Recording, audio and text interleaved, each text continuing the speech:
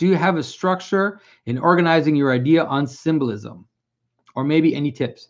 It's a few things. One is what I said before. I think that, for example, when I'm interpreting something, I try always to first stay as close as possible to the thing I'm interpreting, as long as possible, to see a pattern. You have to see the pattern within the story, and usually the story or the image will tell you what's going on if you just look at it in terms of what are the patterns that are being set up in the story itself. That is definitely a way to organize your ideas. Another one is to learn the basic categories.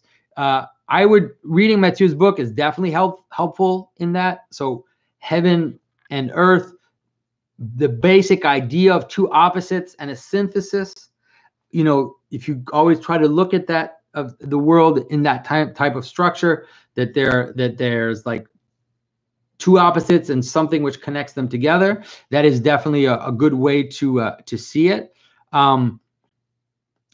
So yeah, and also in terms of cycles. So this idea of breathing out, breathing in, this cycle. So you have something solid in the middle, then you have a cycle like a tree that goes around it, and that cycle or that swerving manifests the two opposites, and then in the middle is where they come together. So you have these cycles that go. That to me is like, that's the basic structure.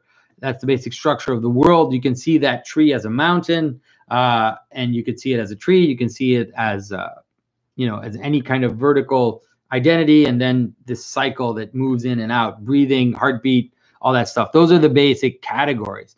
But I think that Mathieu's structure in terms of heaven and earth, time and space, the idea of heaven as identity is, mind, all the spiritual qualities, and earth as particular potentiality, and then the joining together as being the center of these two opposites, and then space as being how the meeting of heaven and earth lays itself out in terms of a coherent organization of potentiality, like a city or a person, a body, all kinds of things that are organized by a principle. And then time, which is when those two things stop to connect, and so death, questions,